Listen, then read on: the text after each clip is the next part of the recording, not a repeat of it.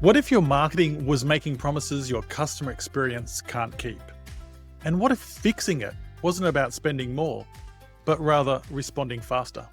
Hey friends, I'm Jason S. Bradshaw, and welcome back to Chats with Jason, the show that helps you transform the experience to transform your business and the world around you. Today, I'm joined by Jay Baer, a Hall of Fame speaker, New York Times bestselling author, and one of the most respected minds in marketing and customer experience. Jay doesn't just talk about loyalty, he builds it through data, speed, and unforgettable stories. From talk triggers to time to win, Jay has helped global giants like Hilton and IBM, and today he's going to help you. If you've ever wondered why your best ads aren't driving repeat business or how to turn your customers into your best marketers, then this episode is your new secret weapon. So grab your metaphorical lunchbox and let's dive in. Jay Baer, welcome to Chats with Jason. Jason, great to see you. I'm actually Jason C. Baer, but we'll go Jay Baer for convenience, so it's not two Jasons on the same episode, which would be a real challenge for the listener. Yeah, I'm sure the editor would love doing the transcript too with that. Exactly. So Jay, you said that customer experience is marketing. For the skeptics in the room, what's a moment or case study that proves this isn't just a slogan, but a strategy? I mean, I think it's all around us. Increasingly, differentiators that we might have been able to hold on to and maintain in business in decades gone by, no longer can we protect them for long. It doesn't matter what your price is. It doesn't matter what your services are or the nature of your product. Very, very quickly now, because of the nature of the world that we live in, those will be mimicked by competitors. One of my good friends is a very successful startup executive. He had a post the other day that said, there's no such thing as a moat anymore, especially in the AI era, that anything that you're trying to do to protect your company from competition is a fool's errand, that ultimately your products and services are commoditized. And what is the differentiator is how you deliver those products and services to the customers, which we routinely call the experience. And you know this, Jason, as well as anybody. Executives identify this to be true. Like more than 80% of corporate executives say now that they compete primarily on the basis of experience. And so if it's their job to compete on that basis, then I think we should listen to them. So we do hear that quite a lot, that executive CEOs see the customer experience as one of the biggest challenges and opportunities for them going forward. Yeah. Yet it seems that study after study shows that customer experience isn't going forward, or that companies aren't investing in customer experience. They're just talking about it or putting a logo on the window. Well, what myth is keeping companies, on this one intellectual side, they know that it matters. So is there some sort of myth or some deep-seated cultural norm that's keeping companies from creating truly remarkable customer experiences? Yes. There is. I think it's primarily this problem that most organizations feel like experience optimization is largely an attitudinal issue, and it is not. It is an actionable issue. I can't tell you the number of people I've worked with and number of conferences I've spoken at, whether they're industry conferences or internal company meetings, where the tone and tenor of the conversation is about, we need to be more customer focused. Be more customer focused. That says, we don't really care about customers. We'll replace them. Every single company has, in theory, the attitudinal part right, which is, yes, we should deliver a good experience. Yes, we should make sure that customers are our primary way of thinking, until it costs short-term profits. Then wait a second, let's talk about this. Very few companies, Gartner would call them the customer-obsessed companies, very few companies are actually willing to trade short-term dollars or revenue for long-term customer satisfaction.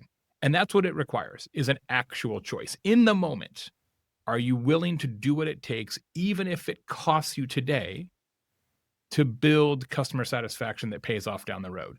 And most companies, especially public companies, because they're measured 90 days at a time, say they're willing to do it, but they're actually not. Yeah, and probably not helped by the fact that most executives' compensations are linked to those short-term measures as opposed to long-term Yeah. sustainability. Yeah, you don't see a lot of NPS bonuses, right? Like, maybe there should be, but, where you see it sometimes, actual CSAT bonuses is in high dollar transactional categories like automotive, right? Where dealerships are bonused, JD Power here in the States or things that are similar. And then individual salespeople and service managers are bonused accordingly. There are industries that have those aligned incentives, but most of the time it's not that way. It's revenue or net new revenue or growth. I've said this a million times that we would all be better off if everybody was bonused only on retention and churn reduction and not on net new business.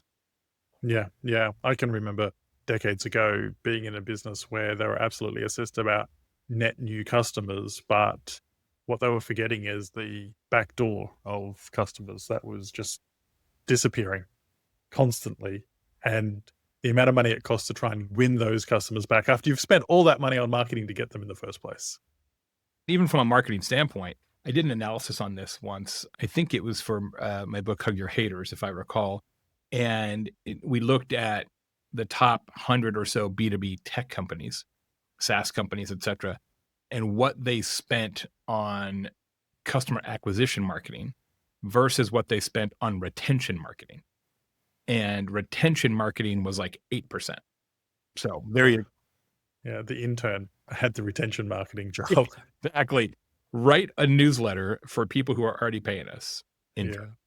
Yeah. So one of your new obsessions is speed, of course, and if you've got the data to back it up. But why do most companies still default to delay, even when it's killing the conversations and killing conversion and loyalty?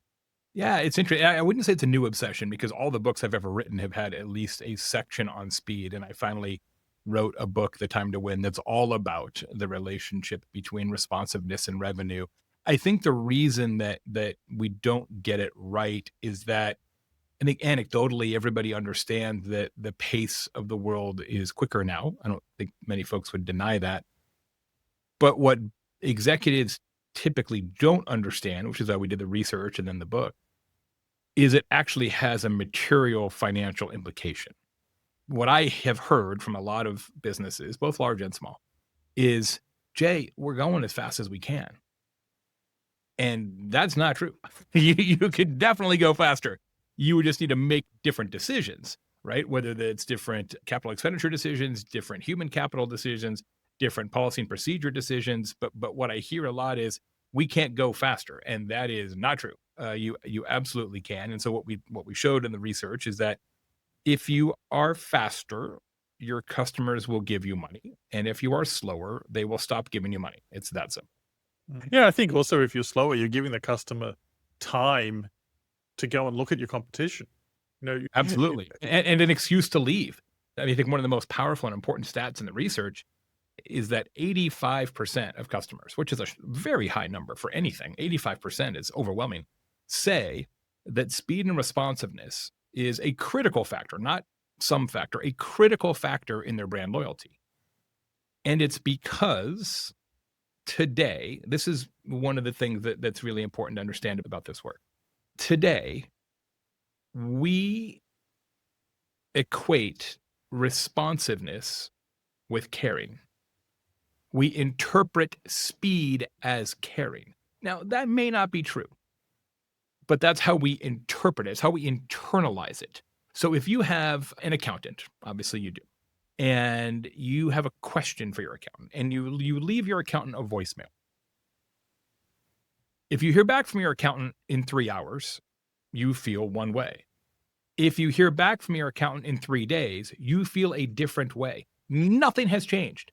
The accountant's expertise hasn't changed. Your question hasn't changed. Their answer has not changed. The only thing that has changed is the time gap between the question and the answer. And that time gap has a literal impact on how you feel about that relationship and then your likelihood to continue to be a client of that accountant in the future. It's a psychological game more so than an actual clock game, if that makes sense. yeah, it makes a whole pile of sense. And as you were explaining that to us, I was thinking, if my accountant took 3 days to get back to me, I'm probably thinking I'm with the wrong accountant. Even though, I've been with him for a decade and obviously I've stuck with him. Just that thought, triggering that thought is what means that some customers will choose to leave. Yep. So, well before we actually met in person or had our first conversation, I came into your world, so to speak, through your book, Talk Triggers. Mhm. You pioneered this concept of talk triggers. And those word of mouth marketing moments that customers can't shut up about. What's one talk trigger that any small business can steal today? Thank you. By the way, I should also acknowledge my co-author on that project, Daniel Lemon, a good friend and a genius. He was a huge part of that project and continues to be. Look, word of mouth has always been and will remain the best way to grow a business, period, right? The best way to grow any business is for your customers to do it for you. Clearly, that's the best. The problem there is that businesses invariably make the same mistake in that they think competency will create conversations. That if you run a good business, people will talk about it. And that sounds like it should be true, but it's not true because people don't talk about the things that they expect. They talk about things that are unexpected. Like if I go to an expensive steakhouse, the chances of me telling you about the steak are really low because I knew it was an expensive steakhouse. I assumed the steak would be good. That's what the money was for. But there is a restaurant, fancy steakhouse in Los Angeles, and it is at the top of the tallest building in downtown Los Angeles. It's called the Boucherie. Their talk trigger, their word of mouth generator is they have a steak knife menu. So when you sit down and you order a steak, the waiter comes out in like a walnut box lined in black velvet. And inside that box, they open it up in front of you at the table. Oh, angels sing. There's 11 different steak knives, right? They've got big ones, small ones. They got the French one. They got the Japanese carbon ones. They got the giant, like Australian Crocodile Dundee steak knife and everything in between. And you get to pick the knife that you're most interested in. And hey, man, if you want to use more than one knife, you want to use one knife for half your steak, the other knife for the other half your steak, it's on you. Everybody takes pictures of the knives. That becomes the word of mouth generator. So a talk trigger is simply this. It is an experiential element that is designed from scratch to create conversations on purpose.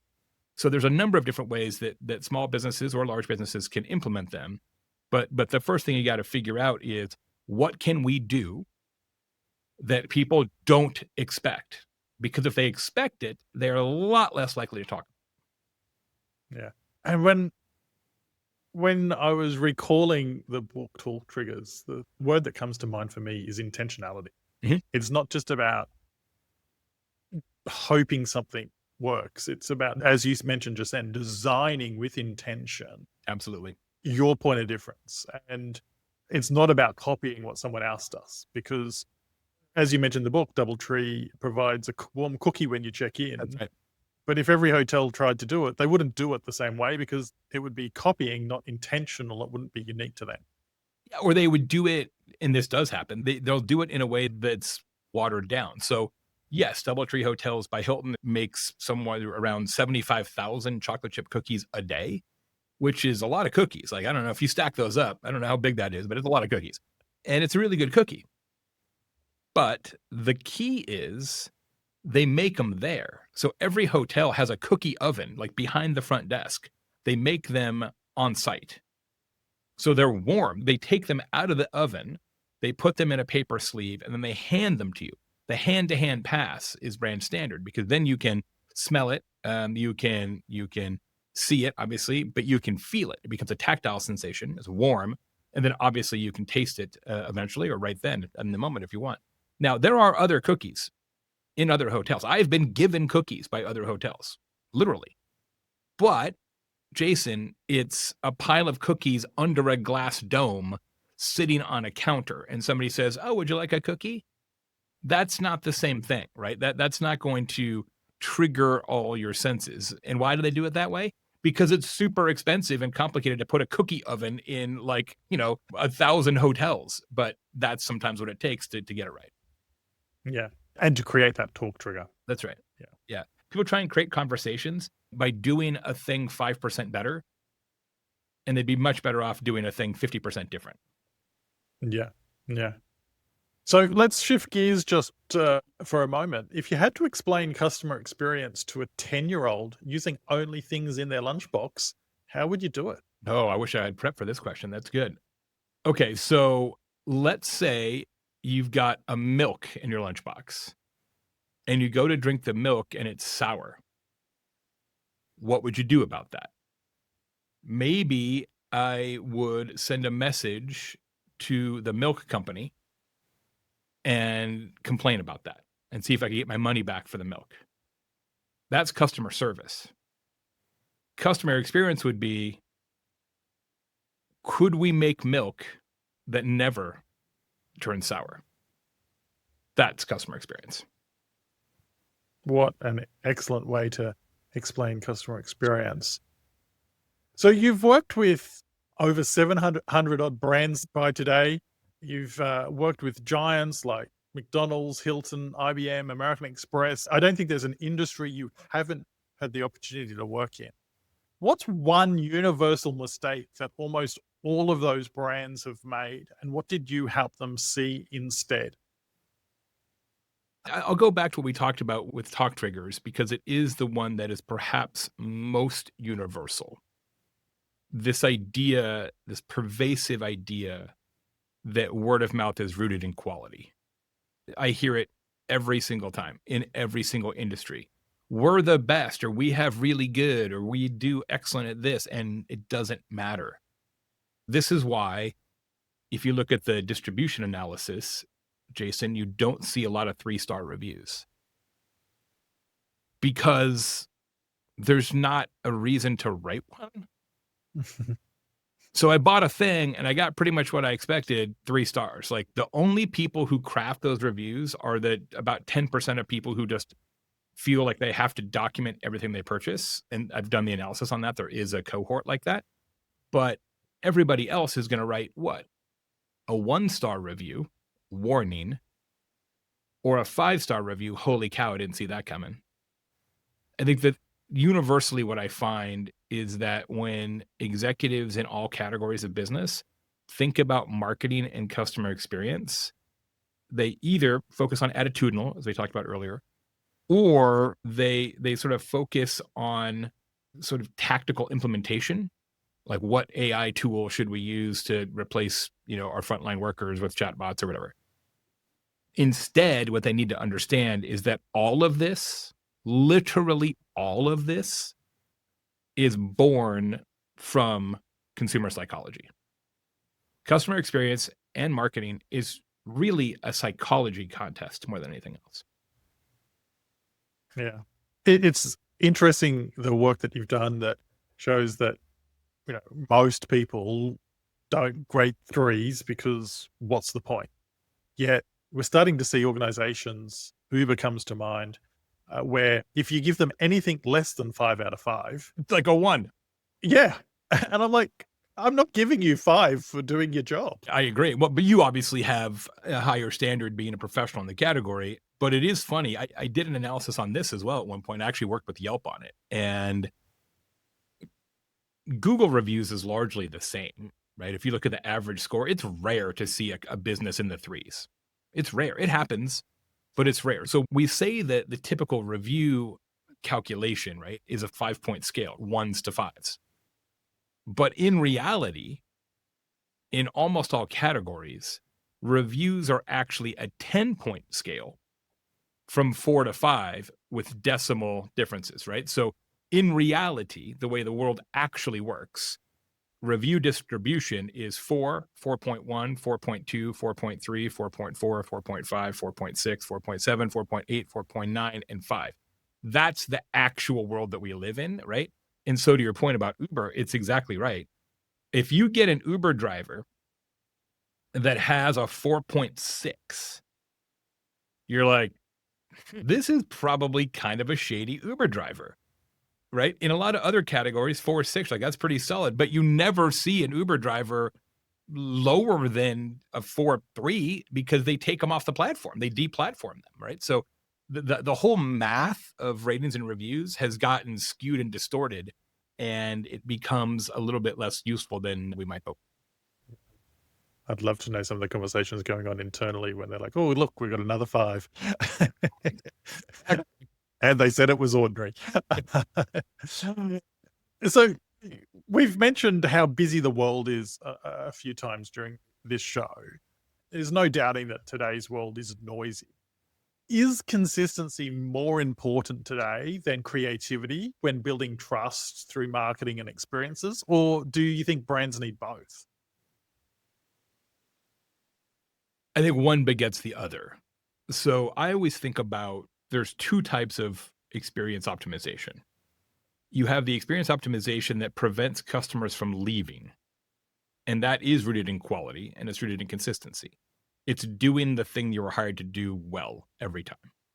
And then you have experience optimization that's designed to create word of mouth and get new customers to turn your current customers into volunteer marketers.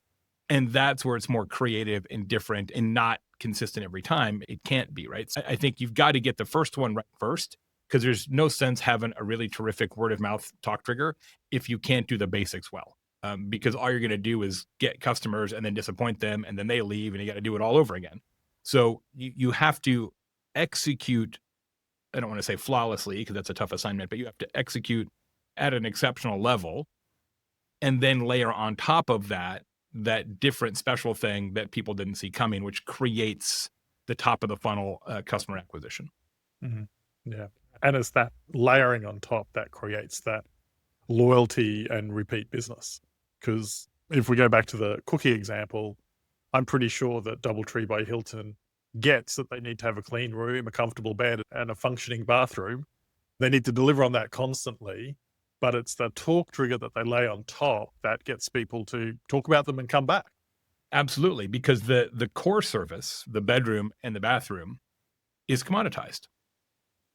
And in almost all businesses, like eventually your core service becomes commoditized because again, that's what they're paying you for. It's pretty hard to be like, yeah, the water coming out of those pipes is really special, right? And in fact, it's a funny story. You may remember, I don't know how long ago it was now, 15 years maybe, something like that. Westin Hotels, at that point part of Starwood, now part of Marriott Bonvoy, rolled out this whole program called the Heavenly Bed. So they literally went down this avenue of talk triggers, of a meaningful, strategic, word of mouth generating differentiator, and their whole deal was going to be, look, you spend a lot of time in bed in a hotel. In fact, most of your time. We're going to have truly the most comfortable bed, the best bed, which good on you. Yeah, makes perfect sense. The problem was, and they spent a bunch of money rolling this out and promoting it and all that. The problem was you can't defend that. We talked earlier about people copying. Usually you're right that if somebody else did a chocolate chip cookie, like, bro, DoubleTree's got that one on lock. But a bed is so foundational to a hotel that Marriott's like, no, bro, we got the new super comfortable bed. I forget what they called it. It wasn't the heavenly bed, but it was like the super good bed. And then Hilton was like, nah, bro, we also got really comfortable mattresses now too. And everybody kind of jumped into the breach, so much so that Westin couldn't hold it and they had to back out of it as a differentiator. So that doesn't happen very often, but it can happen. Just a lot. Yeah, I remember the heavenly angle that they took. Yeah. It's like so many categories that organizational leaders can think my category is safe, my differentiation is safe. Hotels never saw Airbnb coming along. Taxis never saw Uber coming along. Even things like HelloFresh, which is still relatively new entrant, you could say. They've been around for decades. There's so many people trying to disrupt that now. So your product, whatever it is, can be commoditized is the message. It's Look at what you layer on insurance. top. Look at insurance with something like Lemonade, right? That's built with AI from scratch, right? They'll process claims in a matter of seconds instead of a matter of days. Especially in this AI world. I mean, it's been true for a long time that there's no industry safe from innovation. People use the Netflix Blockbuster example and things like that. That's always been true. But in an AI world, it is most especially true because people can use very simple, inexpensive tools to come at you in ways that were just unanticipated 2 years ago. Yeah. So you once said that content is fire, social media is Mm. gasoline. What's your new version of that quote in the age of AI, short form video, and TikTok fatigue? hmm Yeah, I don't know that I have as pithy of a line at this point, but I would say it this. I did say this the other day on stage. Word of mouth is more important today than it's ever been in the history of the world. It will be more important even yet tomorrow. And it's because word of mouth, true word of mouth, me telling you a story out of my mouth hole is the one thing, arguably the only thing that AI can't fake. And so that veracity, the trust level of a human being making a recommendation to another human being, that is going to take on greater and greater and greater importance because it's the one thing that ours will never be the robots. Yeah, couldn't agree more. If a CXO or a business owner had only one metric to track customer experience and marketing success with this quarter, what should it be and why? One metric for a quarter to measure kind of customer success. Or a year? I'll Yeah, take either time frame. it's a funny question because I'm actually doing a whole session on that at CCW in Vegas this month, where we're interviewing a bunch of executives about in this AI plus CX era, how are your metrics and your scoreboards changing? And they are changing because this idea of doing a customer satisfaction survey or net promoter score or whatever, all that takes a while. And now a lot of the AI tools can do predictive satisfaction, right? And actually say, we don't even need to ask people what they think. We can tell you what they think without asking them. Or the one concept that I'm really bullish on is the digital twin of customer things that people are doing where they're building a whole AI powered database, which is a lookalike, essentially a ghost of your customers. And so if you're going to roll out a new product feature or a talk trigger, you don't have to do a survey of your actual customers. You can do a survey of the ghosts and they'll tell you what they think as if they were real people. Like that kind of stuff blows my mind, right? It is truly extraordinary. But if you had to pick one thing, and I will do it for a quarter, I would measure customer satisfaction as well as much as you can, lifetime value, repeat order, whatever, however you want to conceptualize that. Customers who are interacting with human beings in your organization versus customers who are interacting with an AI agent. Mm. Because we take it right now as axiomatic that AI interaction is a net positive to the business because it's so efficient. But I'm seeing a lot of research and a lot of anecdotal stories that customers aren't quite ready for it yet. They know it's coming. They know that eventually they're always going to be talking to robots. They get it. But I think they're going kicking and screaming, not willingly. And so I would want to measure whether or not my team is going too fast with AI integration. Mm.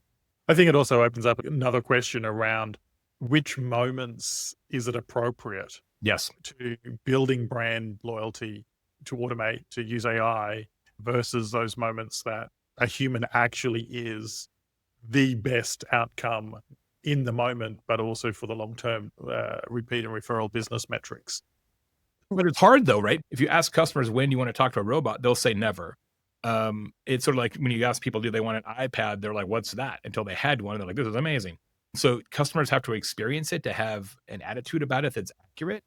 And then the other thing that's challenging right now as we have this conversation is that the AI bots, especially the voice ones, right? The laden voice bots are getting so much better so fast that we are not far away. Like I think 6 months from customers in many cases not being able to discern the difference.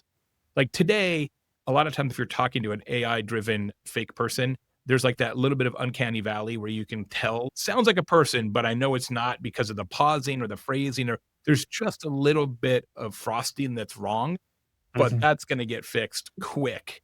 And then the question becomes, do you tell your customers that they're talking to a bot or do you just let them figure it out themselves? Yeah, yeah. The one thing about the AI bot is they've been to communication school. They follow the rules constantly, whereas as humans, doesn't matter how much training we It's do, too we perfect. suddenly get it Exactly. wrong. It's too perfect. Yeah. You need the AI bot that swears a little bit and is kind of frustrated and sweaty. Yeah. Smashes the computer keyboard when it's not working. Exactly. Exactly. And so, Jay, it's been a pleasure. As we go to wrap up this episode, just one last question for you. What's the one marketing or CX experiment that you're dying to try on your own brand, but you haven't pulled the trigger just yet? As you know, listeners may not know, my side business is I'm the number 2 tequila influencer in the world. So I reach hundreds of thousands of people every week with tequila recommendations. I spend an unbelievable amount of time every night answering questions about tequila on direct messages. I want to build the AI bot that recommends tequilas to you, right? So you say, here's what I like, or here's a flavor profile I want. And JBot says, okay, here's the tequila you should buy. And the bot knows what tequilas are available in your state or your market and allows you to shortcut that process. That's the experiment I want to create to see whether that would be efficacious and believable. I just might have to do it. Well, there you go. I wasn't expecting that answer, but nor was I expecting that you were about to tell me that tequila has flavor. I can change your mind on that, my friend. So I think we'll leave that the flavor experiment to a time we get to catch up again in person. Yes, sir. Jay, been a pleasure as always. Now that's a wrap on another episode of Chats with Jason, and what an absolute masterclass. From the power of speed to the true difference between marketing and CX, Jay Baer just reminded us that great brands aren't built by ads alone. They're built by moments that matter, delivered faster than expected and more memorable than promised. If you've got value from today, do 2 things for me. Subscribe to the show so you never miss an insight that could change your business, and share this episode with a colleague who thinks good enough is still good enough.